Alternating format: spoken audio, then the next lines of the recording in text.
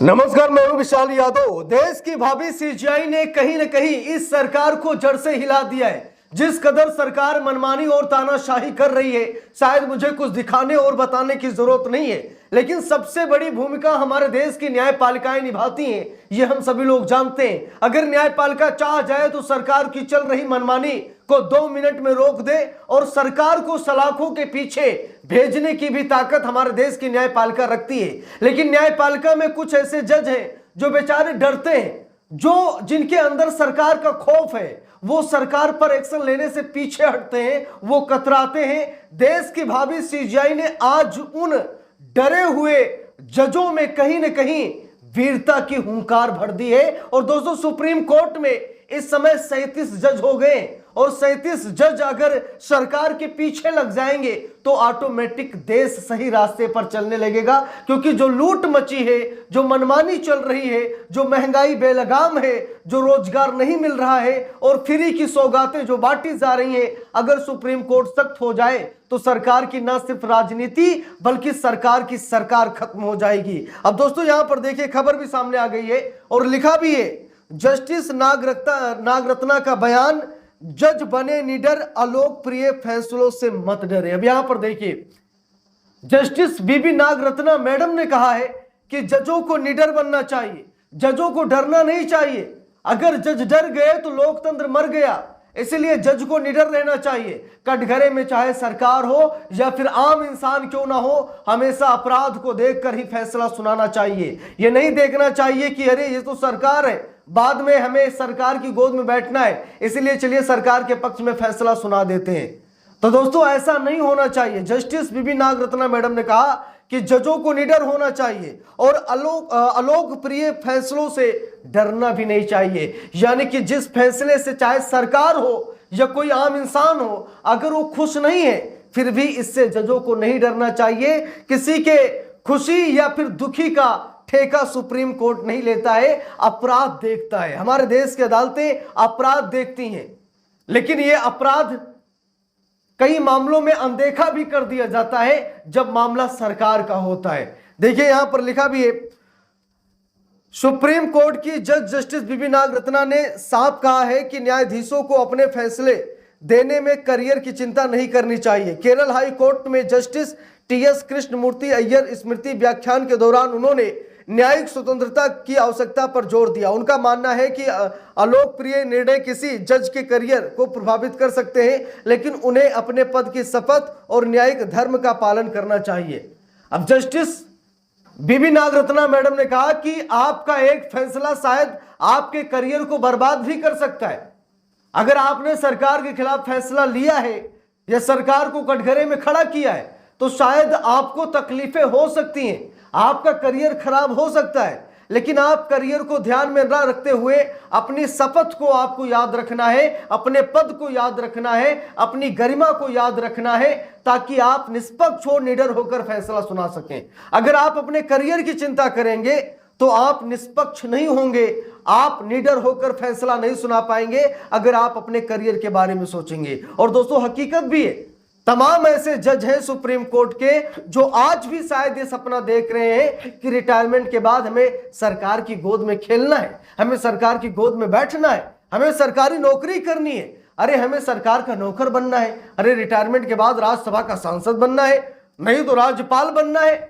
यानी कि सरकार बड़े बड़े ऑफर देती है जिससे कि जजों का करियर बन जाता है। लेकिन अब जस्टिस बीबी नागरत्ना ने कहा कि करियर की चिंता छोड़िए, आप जिस पद पावर पोजीशन पर हैं, आपने जो शपथ लिए उसके बारे में सोचिए और अलोकप्रिय फैसले देने से मत डरिए, इसे निडर होकर आप काम कीजिए। आप में अगर डर रहेगा तो आप अच्छा फैसला नहीं सुना पाएंगे।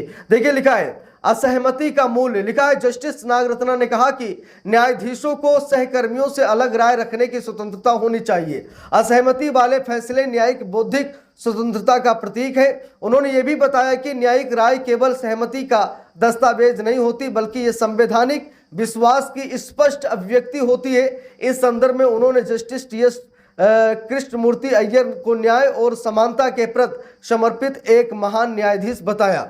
संविधान की सीमाएं और स्वतंत्रता, इस पर जस्टिस बीबी नागरत्ना मैडम ने क्या कहा, लिखा भी है, जस्टिस नागरत्ना के अनुसार मूल संरचना सिद्धांत संविधान की न्यूनतम सीमाएं तय करते हैं, जबकि परिवर्तनकारी संवैधानिकता उसे आगे बढ़ाने की दिशा देती है। उनका कहना है कि इन सीमाओं की निगरानी न्यायपालिका द्वारा न्यायिक समीक्षा के जरिए ही की जा सकती है।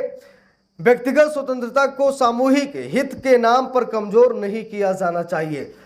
तो बात ये दोस्तों कि जस्टिस बीबी नागरत्ना जो कि देश की भावी सीजीआई हैं, सीजीआई सूर्यकांत के रिटायरमेंट के बाद देश की महिला सीजीआई बनेंगी जस्टिस बीबी नागरत्ना। और अभी से अगर इनके विचार उच्च हैं तो सीजीआई बनने के बाद उच्चतम जरूर होंगे, ये हम सब लोग अच्छी तरीके से जानते हैं। क्योंकि जिन्हें करियर की चिंता होती है, प्रमोशन की चिंता होती है, जिनमें डर होता है, भय होता है, निष्पक्षता खत्म हो जाती है, वो लोग ऐसी ऐसी बातें नहीं करते हैं। वो लोग मीठी मीठी बातें करते हैं, वो ज्यादा बोलते भी नहीं है।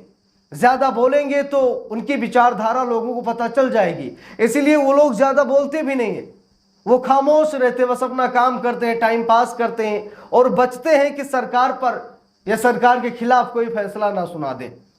वो बचते हैं, वो शांत रहते हैं और मौका मिलते ही सरकार की गोद में बैठ जाते हैं। और एक नहीं बल्कि अनेकों ऐसे जज हुए जो सरकार के पक्ष में फैसला सुना करके राज्यसभा के सांसद बने हैं, वो राज्यपाल बने हैं, बड़ी बड़ी संवैधानिक संस्थाओं के चीफ बने हैं। यानी सरकार के पक्ष में फैसला सुनाने का फायदा मिलता है, लेकिन अपनी जमीर बेचकर, अपनी शपथ को भुला करके, अपने पद पावर का दुरुपयोग करके, आप किसी के साथ अन्याय करके अगर आप ऐसा पद ले रहे हैं तो वो पद नहीं बल्कि वो पाप है और आपको किसी न किसी दिन ले डूबेगा।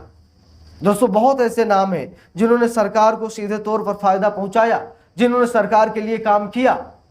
और सरकार अगर आज इतनी मनमानी कर रही है, सच्चाई ये भी है, अगर आज सरकार इतनी मनमानी कर रही है, जो इच्छा सरकार कर रही है, जैसे चाहे वैसे कानून ला रही है, तो इसका मतलब यह है कि न्यायपालिका सरकार का साथ दे रही है। बिना न्यायपालिका की सहमति के सरकार कुछ नहीं कर सकती है। जितने असंवैधानिक कानून बन रहे हैं उसमें न्यायपालिका की सहमति है। अगर न्यायपालिका की सहमति ना हो तो कानून रद्द हो जाए। चुनावी बॉन्ड में हम सभी लोगों ने देखा, दबाकर पैसा मोदी जी ने लूटा, ईडी सीबीआई की धौंस दिखाकर के देश की कंपनियों को लूटा। जब चुनावी बॉन्ड योजना को असंवैधानिक करार किया गया तो एसआईटी जांच की मांग की गई, सारा पैसा जब्त करने की मांग की गई, लेकिन उसके बावजूद भी एक भी पैसा जब्त नहीं किया गया और न ही एसआईटी की जांच कराई गई। सुप्रीम कोर्ट ने मोदी को बचा लिया, बीजेपी को बचा लिया। तो दोस्तों ऐसा ही होता है। बाकी आप लोगों की क्या राय है कमेंट करके जरूर बताइएगा। वीडियो को लाइक शेयर, अगर चैनल पर नए हैं सब्सक्राइब करके सपोर्ट कीजिएगा। मिलते हैं दूसरी वीडियो में, तब तक के लिए बहुत बहुत धन्यवाद।